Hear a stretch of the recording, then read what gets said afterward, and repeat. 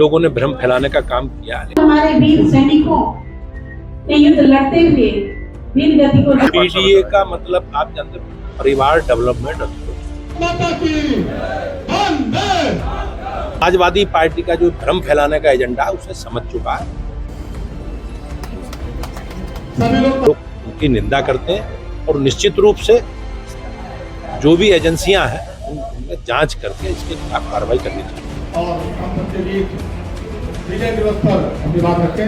माननीय अमित पटेल मुस्लिम हितैषी नहीं है, समाजवादी पार्टी मुस्लिम हितैषी नहीं है, उनके एजेंडे में ही मुस्लिम है।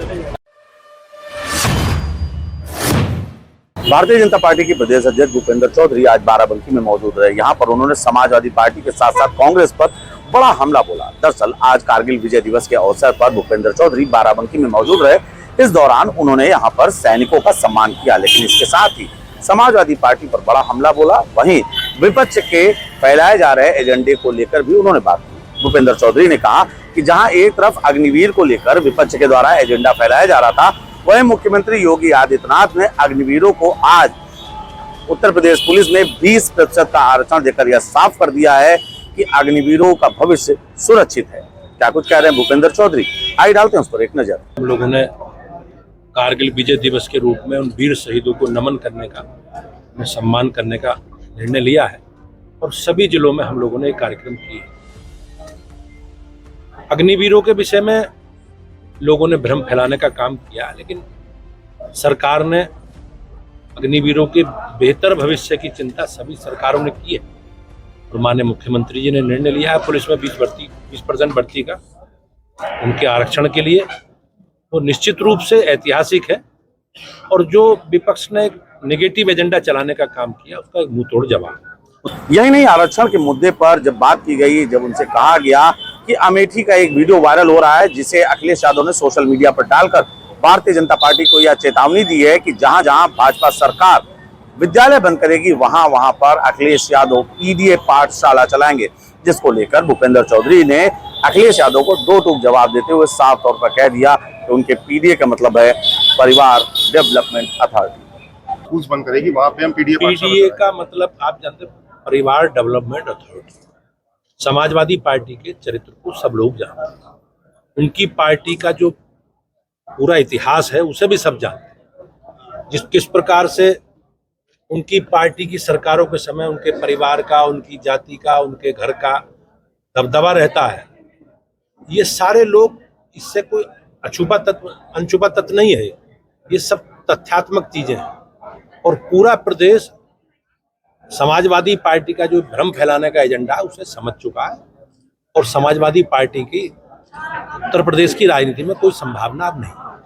वहीं मौजूदा समय में अगर बात करें तो कथावाचक अनिरुद्धाचार्य का एक बयान सोशल मीडिया पर जमकर वायरल हो रहा है, जिसको लेकर निंदा की जा रही है। महिला आयोग के अध्यक्ष ने भी इस मामले पर काफी कड़ा रुख अख्तियार किया है और कार्रवाई की मांग की है। वहीं भूपेंद्र चौधरी से जब इस मामले पर बात की गई और उनसे पक्ष जाना गया, उनसे पूछा गया कि कांग्रेस अनिरुद्धाचार्य के मामले पर लेकर बीजेपी पर हमलावर है, उसका साफ तौर पर कहना है कि जिस प्रकार से कथावाचक अनिरुद्धाचार्य के द्वारा यह बयान दिया गया है और उस पर बीजेपी पार्टी के लोग ऐसे लोगों के साथ खड़े हो जाते हैं जो महिलाओं के विरुद्ध बात करते हैं। इस पर भूपेंद्र चौधरी ने अपना बयान देते हुए साफ तौर पर कह दिया वह इस मामले में कार्रवाई की मांग करते हैं और ऐसे दिए गए बयानों की निंदा करते हैं।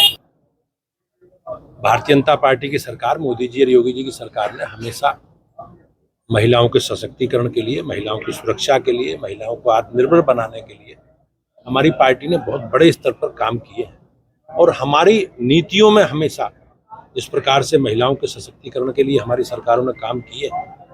और आज अगर आप देखेंगे तो कहीं ना कहीं बदलता हुआ उत्तर प्रदेश और बदलता हुआ भारत सबके सामने इस प्रकार के बयानबाजी करने वाले लोगों की हम लोग उनकी निंदा करते हैं और निश्चित रूप से जो भी एजेंसियां हैं उनमें जांच करके इसके खिलाफ कार्रवाई करनी चाहिए। वहीं जब मुस्लिमों के आरक्षण को लेकर उनसे सवाल पूछा गया तो उन्होंने अपना स्टैंड साफ करते हुए कहा कि भारतीय जनता पार्टी किसी भी धार्मिक आधार पर आरक्षण के पक्ष में नहीं है। लेकिन जब उनसे यह बात बताई गई कि मुस्लिम आरक्षण के सवाल पर जब आज समाजवादी पार्टी के सांसद लालजी वर्मा से सवाल पूछा गया तो वह संतोषजनक उत्तर नहीं दे सके। तो इस पर पहले तो उन्होंने गोलमोल जवाब दिया, लेकिन उसके बाद साफ तौर पर उन्होंने कह दिया, जब उनसे पूछा गया कि क्या मुस्लिम समाज का हित समाजवादी पार्टी में नहीं है, तो उन्होंने साफ तौर पर कह दिया कि सपा का एजेंडा ही मुस्लिम है।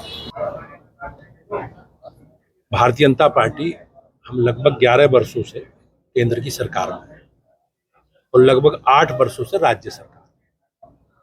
आज संविधान खत्म करने वाले, संविधान को सबसे ज्यादा कलंकित करने वाले, संविधान के प्रस्तावना में परिवर्तन करने वाले लोग ही संविधान को खतरे में डालने का एजेंडा चला रहे हैं।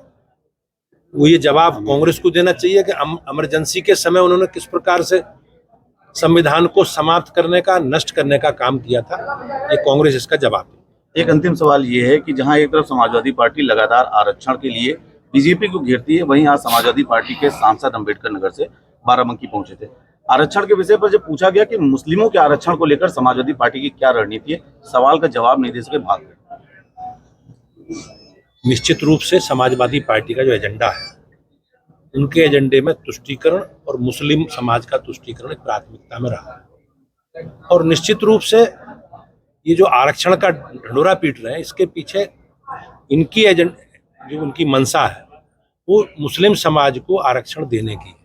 लेकिन हमारे संविधान में धार्मिक आधार पर आरक्षण देने की बात नहीं। तो निश्चित रूप से समाजवादी पार्टी का एजेंडा कभी प्रदेश की जनता सफल नहीं होगी। सपा मुस्लिम हितैषी नहीं है जी, समाजवादी पार्टी मुस्लिम हितैषी नहीं है, उनके एजेंडे में ही मुस्लिम है। इस पूरे कार्यक्रम में हालांकि ये सवाल जवाब, आरोप प्रत्यारोप लगातार चलते रहे, लेकिन इस पूरे कार्यक्रम की जो सबसे खास बात दिखी वो ये दिखी कि भूपेंद्र चौधरी जिस समय सैनिकों का, पूर्व सैनिकों का सम्मान कर रहे थे, उस दौरान वह नंगे पांव थे। कहीं ना कहीं भूपेंद्र चौधरी का सेना के प्रति यह समर्पण, सेना के प्रति यह सम्मान, जिसका वीडियो सोशल मीडिया पर खूब वायरल हो रहा है और इसकी खूब सराहना भी की जा रही है। बहरहाल इस पूरे मामले पर, इस पूरे बयान पर, विपक्ष के सवाल पर आप क्या कुछ सोचते हैं, हमें हमारे कमेंट बॉक्स में जरूर बताएं। सहयोगी राहुल त्रिपाठी के साथ बाराबंकी से मैं नीतीश मिश्रा।